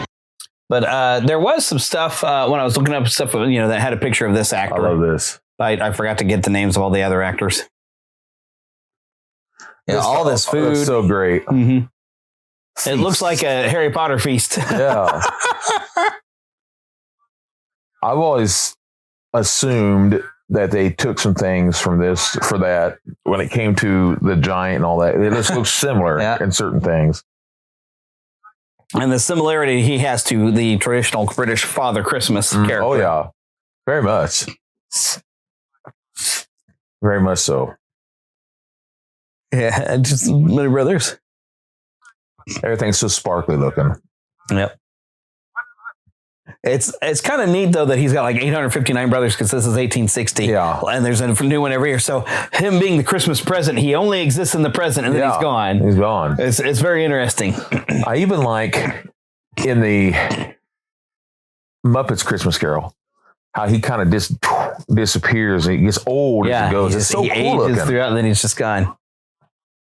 Now, no one, I think, has ever gone as far as the novel does. No. With going and he sees Christmas being celebrated all over the world. Because really, when you get into the book, it seems to imply that he's he's not traveling through time. He's experiencing everything, and then he gets sent back into the past, back to gets a chance to relive the Christmas. Yeah, that's what I've seen. Like the gruesome Christmas future was actually the day after Christmas. Yeah. Like Boxing Day is actually when that happened. Like it was over several nights, and then he got put back on Christmas Eve. Yeah. So he had a chance. That's unique. Mm-hmm. But it's the complicated things you can explain in a book that you can't really do in a movie. Well, because you can't read it through. You have to. Yeah. I love this. Because he's not told about the three spirits of times. He's told on the first, you expect the first spirit at 1, and that's it. Yeah. He tells them that there's 3, and then the first one's coming at 1. But you have to, I was getting ready to say dumb it down, but that's not what I meant to say. You have to simplify things. Yeah, because it's easier to communicate it this way. This is a good song, too. I love it. And I love that he gives them the milk of human kindness, because he doesn't have it on his own. Yeah. I think of this, going back to spiritual things, I oftentimes think of this as the Holy Spirit gives us human kindness, love, compassion. We don't have it on our own. Yeah. We don't own it. If we didn't have the Holy Spirit through us, which is the Lord Jesus, or God, Jesus, the Holy Spirit, if it wasn't the Lord through us, well, oftentimes we say, well, I do all this. No, we don't. It's the Lord through us that does this, us Christians. He's got to teach us to not be horrible. So think of this. Because even when we do kind things, we do it for selfish reasons. That's right. It made me feel good. That's why it is the human kindness, the milk of human kindness. I'm not talking about getting drunk now, right. but we do oftentimes get drunk on joy of the Lord, drinking the Spirit, so to speak. Right. And I don't mean spirits. We get all giddy and silly. Yeah. It's a happiness, a joy. Yeah, because joy and happiness are 2 different things. That's right. I just preached it last Sunday. Yep. True joy is living and loving Jesus, then others, then you. It's J-O-U. Yeah. That's a U-J-O-Y. Which has become a T-shirt by now, but it's still true. We should do that. Yeah. There is a T-shirt. I mean, good. That's an old saying. It is. But that's great. Yeah. But I tell you what. We could do our own version of a shirt and put it in the shop. I should do that and do some of my drawings. Jesus, others, and you. I love that. Well, heck, if there's some drawings that you'd like to submit to try to make it on T-shirts, cups, and everything, which, by the way, if you all go to neverlandpodcast.com and click on the shop, I'm developing merchandise for the Fandom Nexus and eventually some merchandise based on this podcast that you can purchase, mugs, T-shirts, and everything else to show your love and share with others this show. You know, what he just said is pretty telling, too, because life hates me. Yeah. A lot of people feel that. Yeah. That life hates me. Mm-hmm. It's not so much what life does to you, it's what you do back. Right. Because you get what you put into it a lot of time. That's it. Back to the Bible again. Mm-hmm. Doing to others as you would have them doing to you. Right. People treat it everyone even if like they don't treat you the way that you treat them so well. That's right. Now, that doesn't mean put yourself out there like a punching bag. At the same time, love them and go on. Yeah. I like thinking the thoughts I'm thinking. Because sometimes it's a lot about that attitude. That's it. If you think the world is awful, it's probably because the attitude you have about the world is affecting your view of it. It's awful because that's how you're looking at it a lot of times. Now, you're talking to a man or listening to a man who's had 7 brain surgeries, many things, tumors, everything. But you have to keep on going. Yeah. Because life is good. I love life. Life is good. The big busting out the window. I would love to be able to fly like that. On a wire? Yeah, on a wire. No, I'd love to fly like Superman. This 8 years later. Yeah. I like life.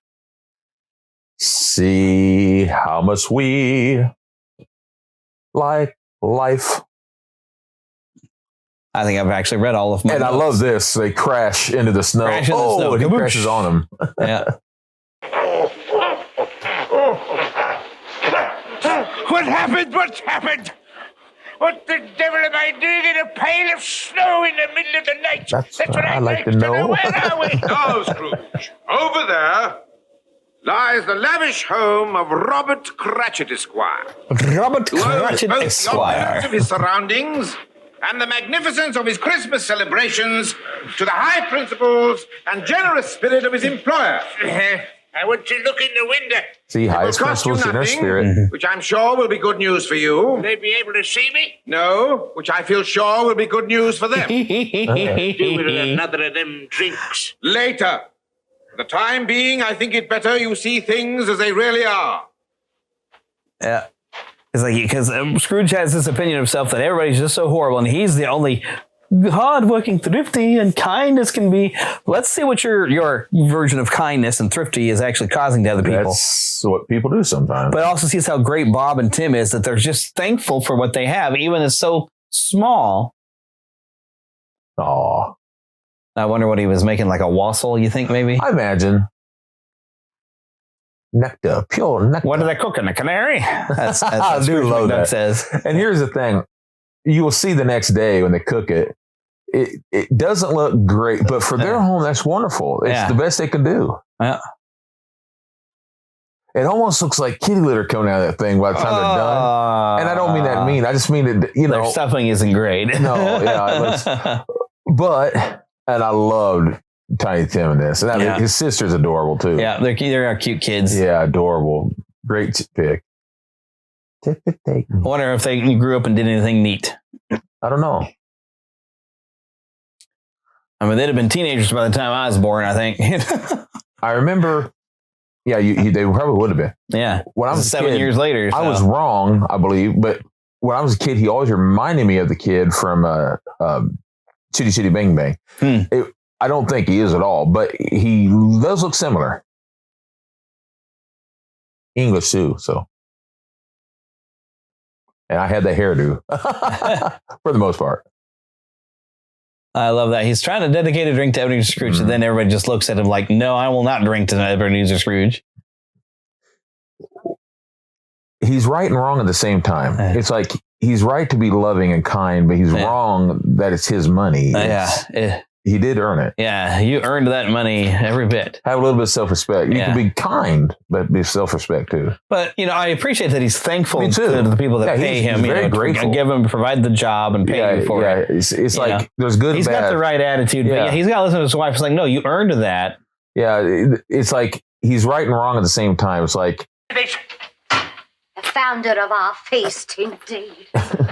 I gave a piece of my mind and I hope he'd choke on it. Choke. Yep.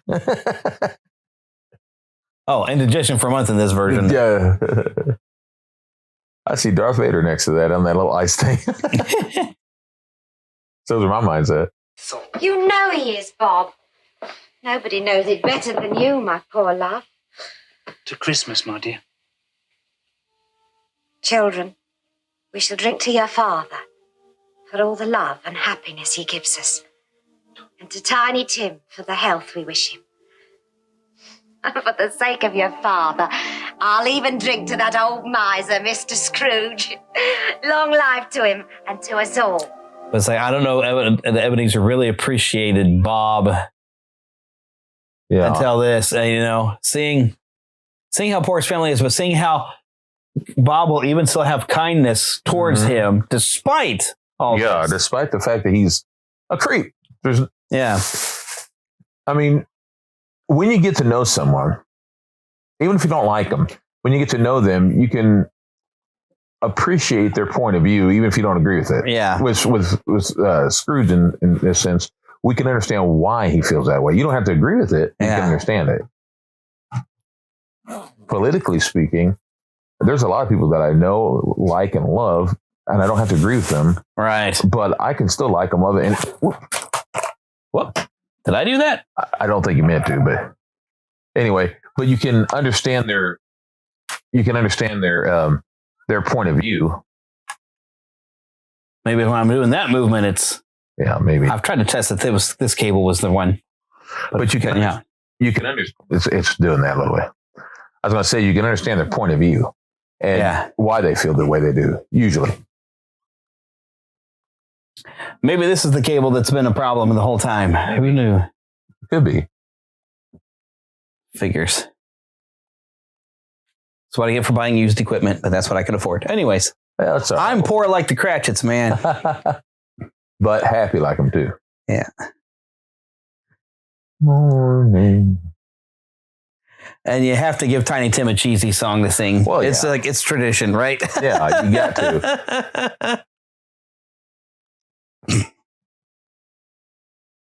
And it's a Christmas tradition that you got to get the kids got to have some cheesy. I mean, we've still seen it in The Grinch. Yeah. Where the one little girl that's supposed to have been like no more than 2 is suddenly old enough and has a little song.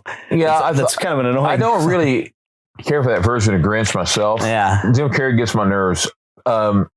He's too much. However, he did the best he could do. I was watching an interview with him the other day talking about making that movie, how hard it was for him. Which I can imagine. It was an uncomfortable costume and stuff. But I didn't care for the movie.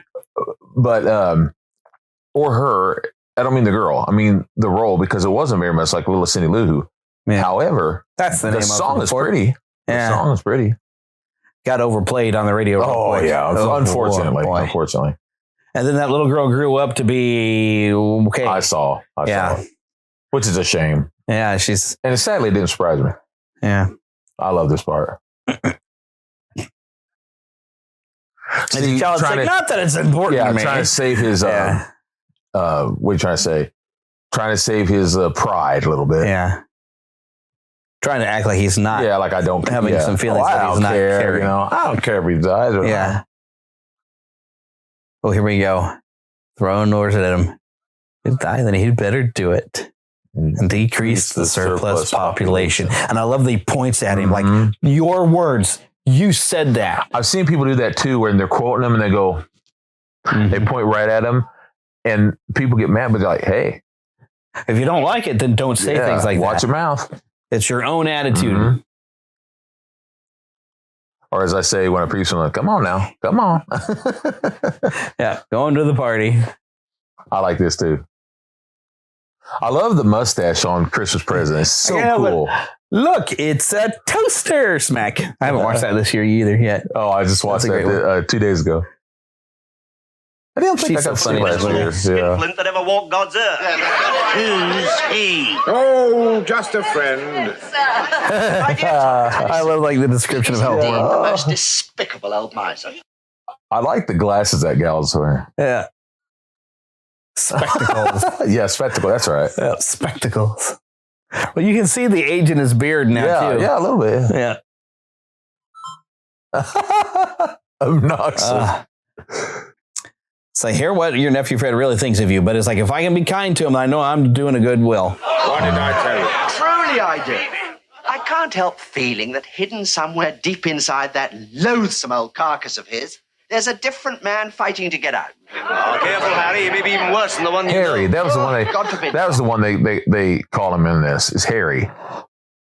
I did a quick bit of research, and yes, in this film, Scrooge only calls him nephew. We don't hear Harry's name until the party. So they actually had renamed Fred as Harry, and they're blaming it something on his sister, like his sister would have named her son Harry on her deathbed as she died giving birth to him for some reason. And it's supposed to be connecting him to his miserly nature and to the spirit of Christmas. But that's all I found. But yes, he is renamed Harry. It is funny to me that they're calling the Minister's Cat this charming new game. And I'm like, dude, that is an old game we used to play all the time. We used to play because of this, my family. We played it at some campouts. Yes. Yeah. I love his friend Tom's sideburns, man. They go all the way almost into his mouth. They turn, you know. They're pretty awesome. I love those cups. Those are those cups that in the bottom you can see. Goblet. Yeah, the goblets, yes. Goblet, man. At the bottom of the goblets, I don't know about those, but they look like them. The kind that they'd have a little glass bottom, and you could see under the bottom. And we had one similar to that at one point. It wasn't quite that big, though. I have some Lord of the Rings goblets I got from Burger King when the first movie came out. Oh, yeah. They light up when you flip the batteries. I remember that. I forgot about it. But yep, they're in my glass cabinet. Now, didn't they have a picture on it or something? Yeah, it was carved in to have characters from the movies. I think the one I had was, could be wrong. So it was, I can't remember. Either way, you had one. Oh, yeah. I got the set. I remember one night, though, it kind of freaked me out. I'm going to eat my last. But somehow I turned it on, and I didn't know, and I woke up and it was shining. Scared me to death. I need some new batteries in that. I love how he is when he's drunk on life. Excited in the game. Yeah. That's my favorite line. He's stupid. He's always stupid. I find it very interesting. There's like this one little girl that's in there with all these adults. Yeah, that's great. Here we go. Oval Cat. I love playing that game, but I must admit, I'm better now, but I'm not quick enough with it. I'm just not.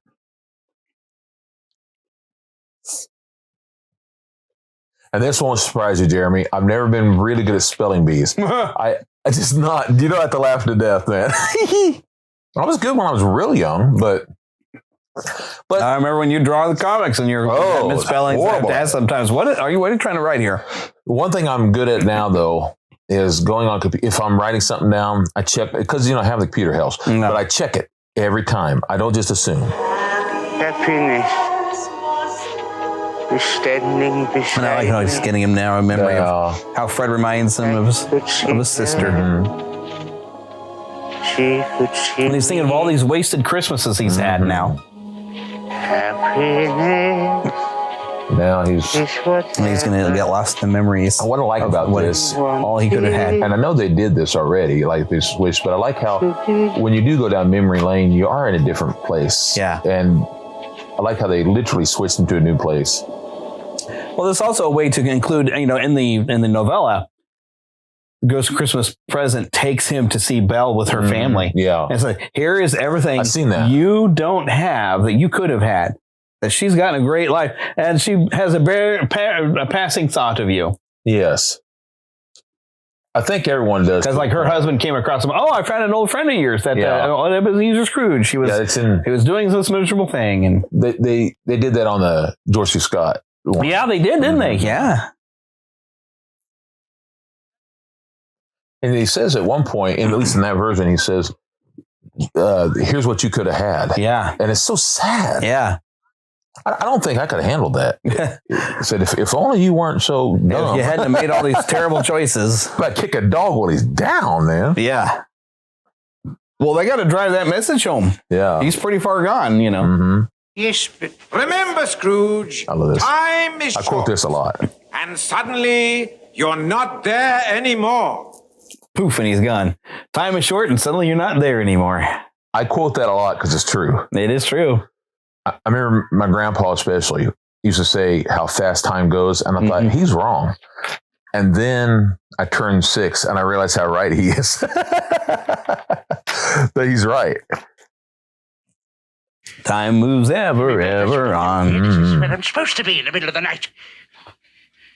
Was I dreaming again? I must have been. Yeah, once again, he tries to dismiss everything that's just happened to him. Almost a justification of why he is what he is. Just wait till you meet the next spirit. I think in the novella, it's where the gross Christmas present leaves him out in the middle of nowhere, and then he does. Or at least Christmas. That's why I think the Hallmark version is pretty accurate. Well, it's not really a Hallmark version; it was made for TV, but I guess Hallmark's got the rights to it now. I think, if I remember right, they did they were the ones who, Kodak and Hallmark were the ones who presented it. Back in the day, yeah, they were sponsors. Yeah. But it wasn't like what we have today. No, not like that at all. And there he is. And I like how the future always is the terrifying one. Yeah. Because we kind of fear the future, not knowing exactly what is what. Well, he should fear the future because of the way he's behaved. Yeah. He should know that his future is a dark thing. Yeah. For the rest of us, the future, we don't have to be afraid. Well, and by we, I'm talking about Christians who know the one who controls the future. Right. You should not fear. But there's many who do because they don't know what they know. They should know. They could know. Yeah. But the unknown, you know what it is? Surprises. Amen. Surprises can be wonderfully fun things. And Jeremy, you already know this, but 6 years ago, I was in the hospital and I had, it's been 6 years ago this February. I went through the hospital, went through a lot of things, and I even had fear, but the Lord brought it all right and brought me through it all. And now all is well. Yeah. And I'm not afraid of anything because all is going to end up well. What have I to fear? No, that's right. Yeah. I love that too. Yeah. Go to the future. And here's old Tom. Mm-hmm. And this is darkly funny. Very dark. Dancing on his grave, literally. Great dark humor here. Oh, yes. And a great fun song. And nominated as we went through. Yes. Thank you very much. It's a great song. It is. And I really love how the point of it not only is brought home, but it also changes later when it gets... when Scrooge starts to change what the future will be. Not even, 15 minutes from now? Maybe 20 minutes? The reprise. Yeah, that's it. And they did that with all of them so well. Mm-hmm. There's the grocer. You see the sign there, the grocer. The grocer. He's a very gross person. Yeah. He's a grocer. Tom Jenkins, sick man. Yep. Deep in debt. Talk about how he's so happy and in debt. And he's passing by everybody he's went by before and talking about how they were in debt. Mm-hmm. Oh, all these people owe me money. Oh, look at you. There's the puppeteer. Yeah, they're all right there. This is the best day, of the whole year. And you see how the people out there, not all of them, but most of them look a little more poor. Yeah. I love the old twin. Like, they may not be twins, but let's say sisters. It's so funny. Yeah. Like, there are 3 cheers for Mr. Scrooge, and he's completely oblivious when they bring his body out. It's very dark. Bottom of my heart, I shall remember this moment until my dying day. I'll remember this till my dying day. And right behind him, they're carrying the coffin. It is. This is what takes place of those people who went to steal his clothes and all. His bed clothes. Yeah. Did you take him right off of his body? Was he still warm? Yeah. Mrs. Gilda, or whatever her name is. And it's funny because he's giving a speech and they're cheering for it, but really they're cheering for Tom behind him tearing up his debtor's book. Mr. Jenkins. I love the color of Tom's shirt there. It's kind of a rust. Yep. A rust orange. Uber symbol here. Yeah. And that's the thing is you think somewhere in Scrooge's head, he's like, well, I kind of learned some things. I guess I can change things and things are going to be okay. It's like, no, you're going to get a look at things if you don't change up. He says here, a minute, he goes, you show me a day of great happiness and great sadness. What's going to come of me? He still hasn't got it yet. He just doesn't get it. Can't comprehend that. Know. Much. Thank you very much. That's the nicest thing that anyone's ever done for me. And I do like that part. I feel as a losing war's been won for me. I felt that recently. A few things. And he's about to hop right onto his coffin and dance on it. They did a great job in this part. They really did. Yep. Now, when I was a kid, and you could only see this on TV, and just once a year, and you couldn't record it, you couldn't buy it or anything else. They cut so much of this movie out, including in this part. Yeah.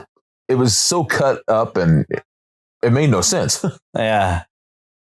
Oh, that's so dark. He's like he's singing right to the corpse. Yes. And Scrooge is back there not seeing any of this. And I love how the people walking right around and doing that with their arms slowly back and forth.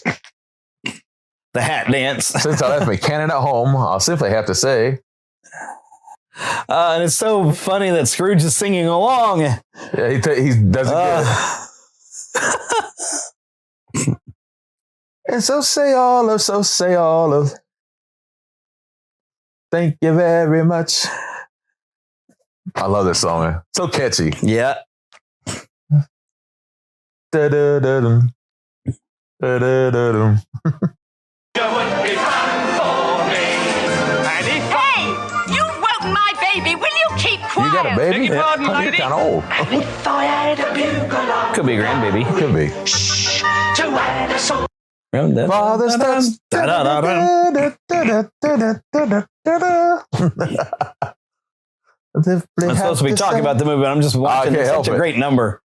It's like the stepping time. It's just one of those things you just watch and it's great. And now they're picking him up straight up. Here we go. It's I who should thank you. This is one of my favorite parts.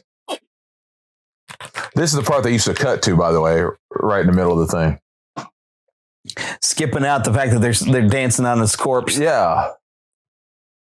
Might be too much for people on TV to get, what's going on here. Like the part where the lady says, you woke my baby up, they cut all that out and everything. And just suddenly, and it made no sense. Suddenly he says, no, I should be thanking you. And they're down the road. So it made no sense. Like, well, how'd they get down there,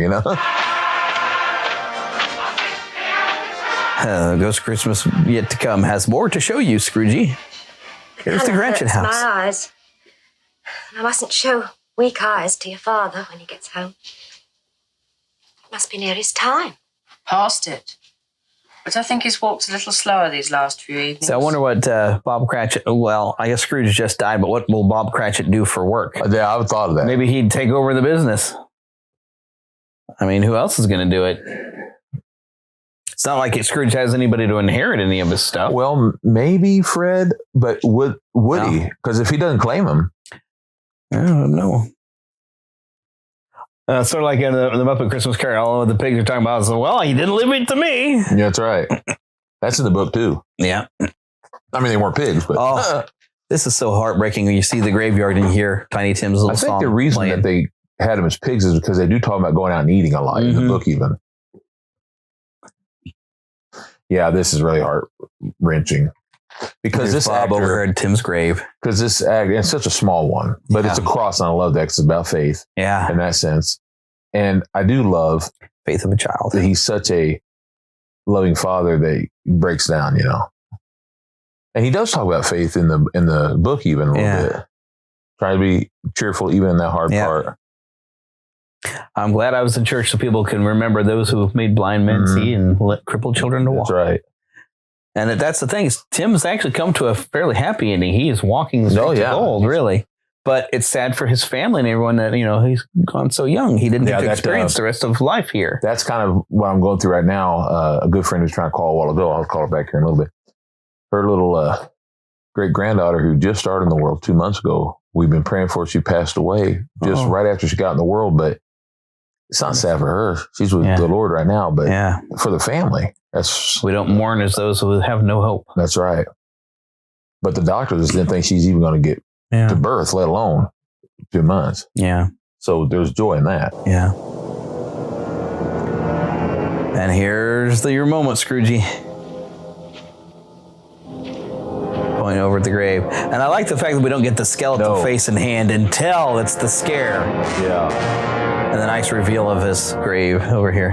No.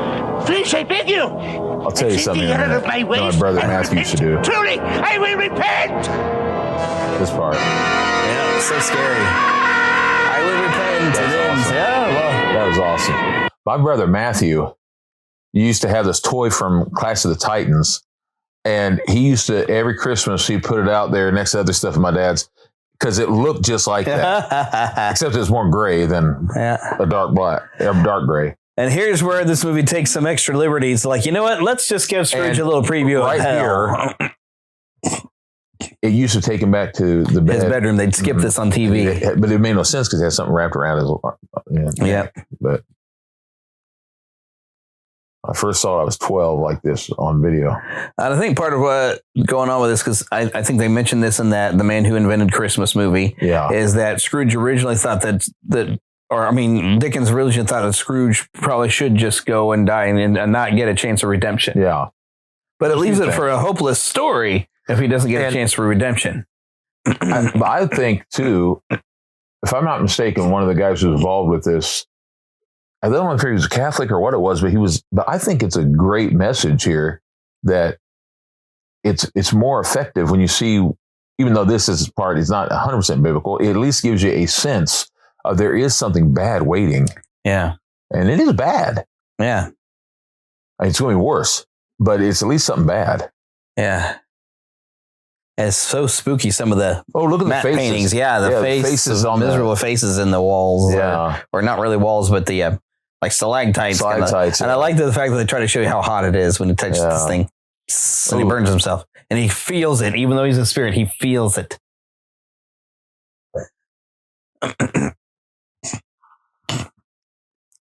Discomfort and pain. And And it's funny. It's almost like he's going, there you are. Like in the Haunted Mansion. It almost sounds like a laugh the way it echoes when Marley shows up. I see right there. Yeah, all these horrible, distorted faces in the walls and stuff.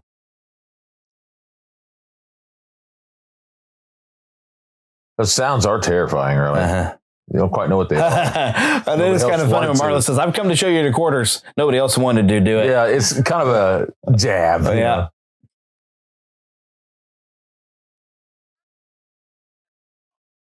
Dead as That's right out of the book. Yeah. No doornail, but same idea. Yeah. That's even more straight at it.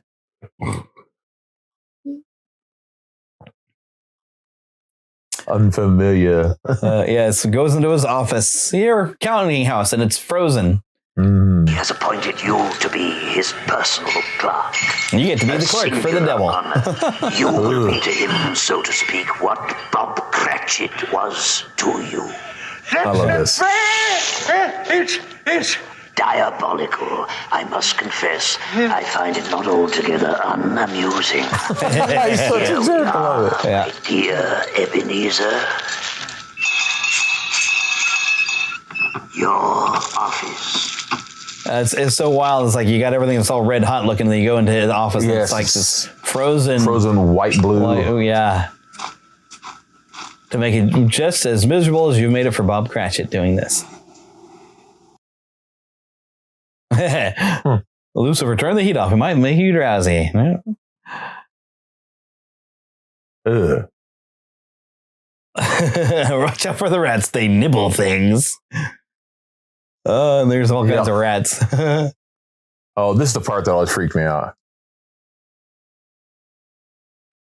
Yeah, look at the chains. And here they come. Devil's another word for demon. Yeah. Yeah. This is, of course, from that perception that people have that Satan is somehow or another in charge of hell. No, he's in there to be punished. Yeah, he's going to be punished. He's got no power. No. But yeah, that's he's these executioner looking guys with that huge nasty chain.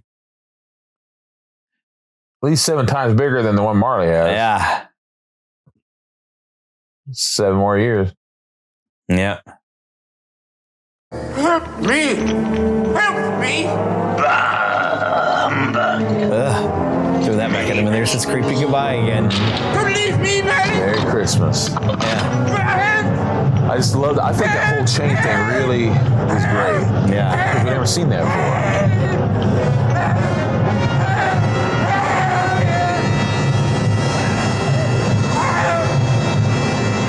And then, the relief when he wakes up and finds himself wrapped in his own sheets. Scared straight. That's right. I'm in my own room. I'm not even... And there's a really great song coming up here, too.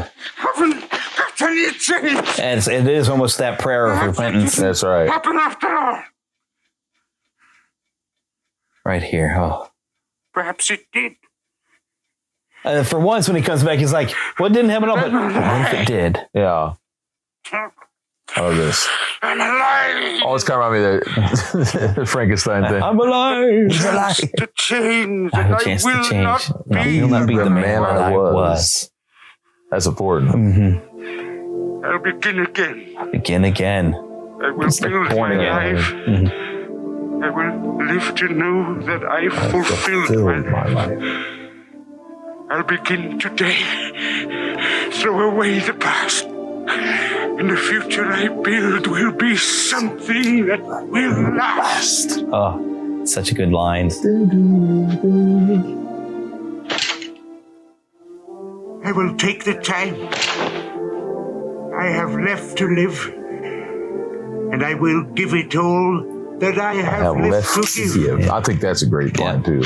I will live my days for my fellow men, and I live in praise of that moment when I was able to begin again. And that's the simple way of almost born again. You're starting over. You really get a fresh start. I will start anew. I will make amends.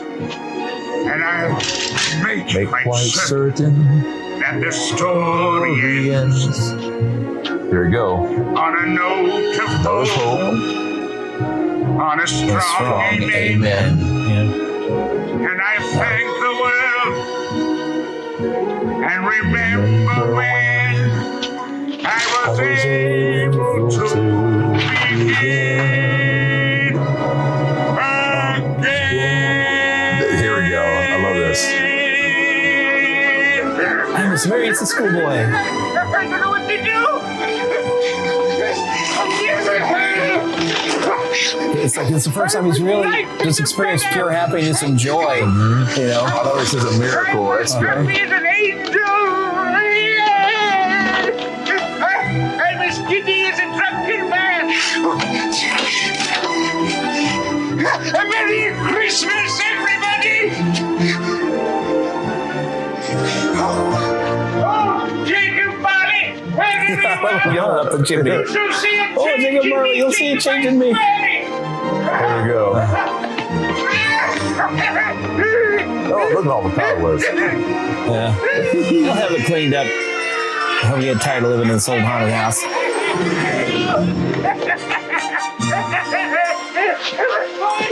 Bye. What day is it? Today. Why, Christmas Day, of course. It's Christmas Day. I haven't missed it.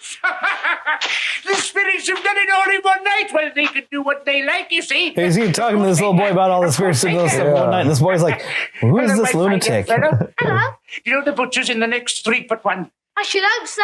What a remarkable boy, an intelligent boy. Do you happen to know if they've My sold wife the has prize pointed turkey out that was with hanging this up in the prize window? turkey or whatever. That'd be hard to come by in turkey in itself here in the city. But to have a giant one like that must have been super expensive. Oh, gosh. Yeah. It's still there. It is. Go and buy it. What's that?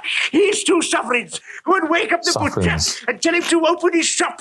Meet me there in 10 minutes. Be holding that turkey, and I'll give you a half a crown. Go on, run. Run. He's going to kill that kid. Yeah. I love this. Suddenly he likes children. Hated him before. Yeah. Not even 24 hours And I ago. love like the change now that he's got the red scarf and it's got that traditional thing with his hat and that red scarf. You know, It's just that life, he's like a completely different Scrooge. Yeah. I love this too. Yeah, getting everybody is like, I know it's Christmas Day and you normally don't work, but I'm going shopping. Yeah, get toys. Yeah. Toys is a part of Christmas. Yeah. Help, give the kids and stuff, you know. And this guy's trying to do the math in his head. Scrooge is going through the store like, I think I'll need some of this. Mr. Kringle, you know. Yeah. I love that kid looks just so joyful. Like, who is this guy? And he's just buying everything. He looks so happy in there, that little boy. I love how he's like a little kid. The kid he never got to be. Like, yeah. He never got to have fun. Mm-hmm. That's why I feel bad for him. He never had it. But he has the chance to now. He's had it for a while, but never took it. Yeah. Able to He begin had again. a bad childhood, but he didn't have to hold on to that. He could have chosen. He realizes that his life is the sum of his own choices. And he's on his way to the Cratchits with all these toys. Mm-hmm. I like this. You can Mr. see it. Scrooge, what has happened? I like life. That beautiful. Yeah. The kids it's are like happy. it's finally the shopkeeper actually knows who he is. And like, this is so weird. The kids are happy. And he's probably paying all these boys to help him carry the stuff over to the Cratchit's house. Yeah. Why not?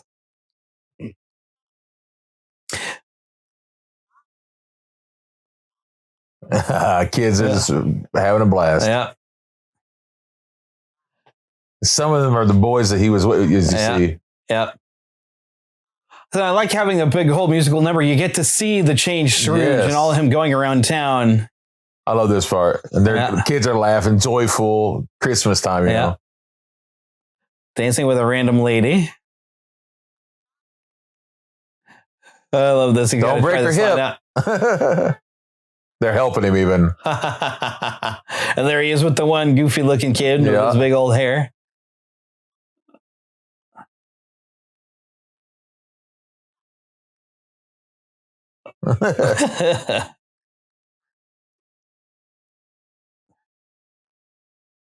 Holding his hand even. Yeah.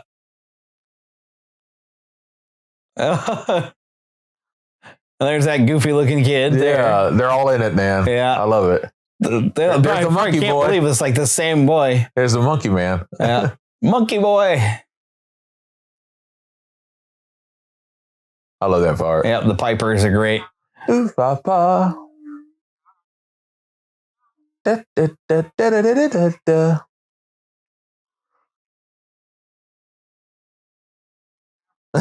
They start dancing around him.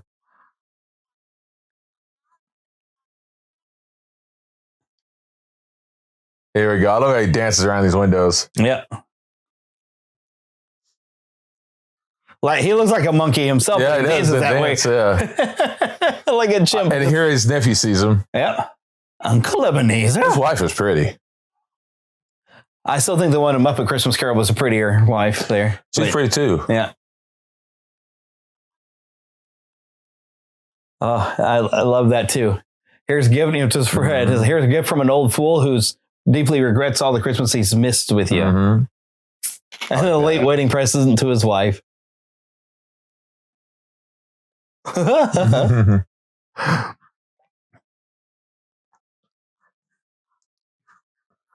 I hear music and I'm in a trance. Ooh, papa. Oh, the little girl is so cute. Yeah. Oh, and this is great. When he goes and gets the Father Christmas suit. Father Christmas. And then we change songs. Christmas. A song you made to make fun of him is now celebrating him. Mm-hmm. That's right. There's Monkey Boy. Yeah, that's a good now. He's the monkeys. Oh. I'll never be able to look at him the same way now. They're having fun, boy. Yeah. I love this with the bell. I saw people doing this in Philadelphia with the bells. I played in some bell choirs over at New Covenant Church. And they were dressed like There's that. There's a very specific way you got to ring it. You got to go more like this. So they're not really playing it. They're just dancing. Yeah. Well, no, yeah, there's a very specific way to make it strike properly. It takes a lot of practice to learn how to do that. In the morning, Christmas morning. It's so catchy. Yeah. It is such happy ending, like Christmas Day. This whole musical number. What's how that be? I love this. Yeah, and there's the Cratchit home. I love this surprise thing that Bobby does. It looks so small in comparison. Yeah. Don't worry about your goose. It's cooked. Here's this, and you can use it as stuffing for this. Here's the turkey. It's a huge one, too. The biggest turkey I've ever seen. I love this. Now, how did he know? I don't know, but maybe it's the Santa in him. Yeah. And then he almost make it look like he forgot Tiny Tim there, but it kind of looks down. But then suddenly, I almost forgot. I love this. And you know, at the beginning of the movie, he was looking towards that. Yep. He's just enjoying it. You didn't steal it, did you?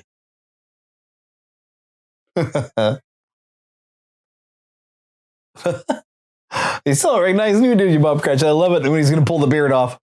Bloop. And his wife screams, Mr. Scrooge, he's gone mad.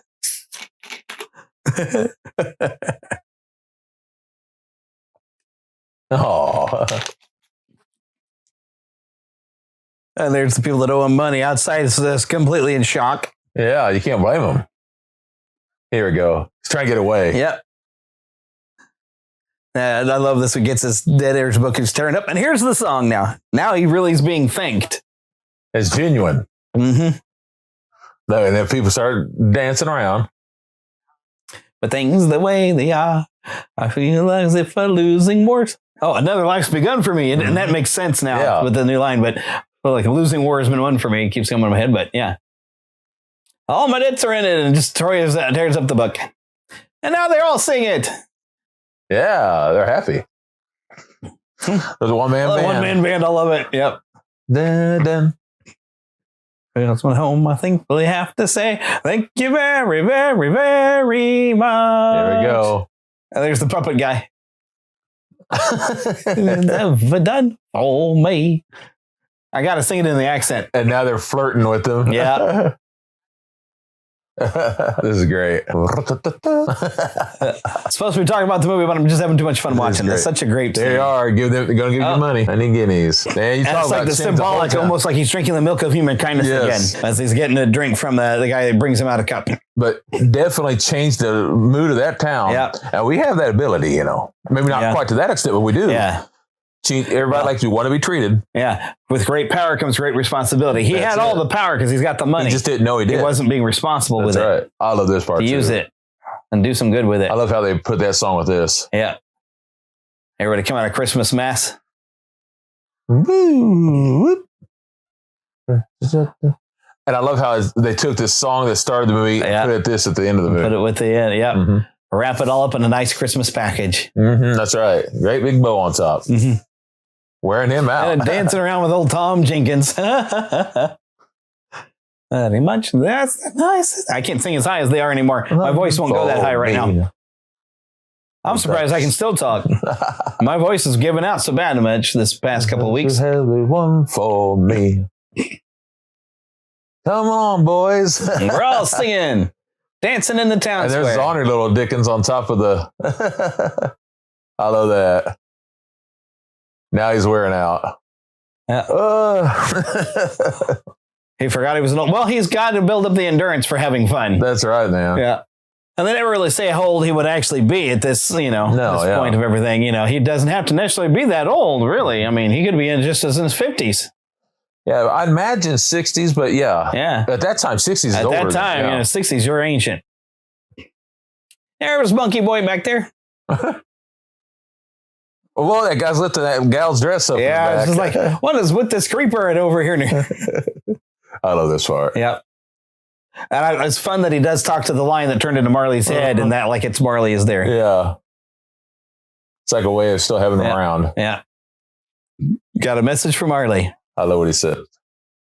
It's the first word, but I like that. It's like, I have to leave you now. I got to go get ready. I'm having Christmas dinner with my family. And that wraps it up. Made at the Shepperton Studios, London. There you go. And a great musical number ending. Isn't that wonderful? And that wraps up 1970s Scrooge with Albert Finney. Wonderful. And that wraps up this episode of Watching Movies with My Pastor. And if you ain't quick, it's going to throw us right into the the version with George C. Scott. We don't really have to discuss any spiritual message because we've been discussing it the entire time through this movie. But don't forget, we don't really have a website specific for this podcast. But if you go to neverlandpodcast.com, you can find everything right there. Click on links for Podgagement and Dubby. And also don't forget to visit our shop for all the wonderful, fun, new merchandise that I'm trying to put together. T-shirts and stuff, all kinds of different fun mugs. Anything I can put together. There's a lot of things, but I have to do an item at a time. You can help out the show and you can get yourself a great item for both the Fandom Nexus, and I am going to put together some stuff specific to this podcast, but we have a lot of other things that are just biblical things on there that you might enjoy. I got a lot more to come, but come and shop at their store. It'll help us out to, pay for all the stuff that it takes to create this podcast. So if you're having fun, make sure you share it with other people and get ready because I've already got things ready. We're going to watch Spider-Man and Superman. Especially we've hit an anniversary for Superman here this past week. Yes, and because we know that's why they decided to bring out the preview for the new Superman movie was because it's an anniversary. So we got a preview of the new Superman movie. I'm looking forward to that. And yes, indeedy. A week before the new Superman movie comes out, we'll watch Superman. Yeah, well, heck, in the next couple of weeks, because we need to try to watch something every week. Yeah, we got to watch Spider-Man next because we did a DC. It's time for a Marvel, and then we're jumping back to watch some Superman. So make sure you come back and join us with more fun and watching movies with my pastor. Amen.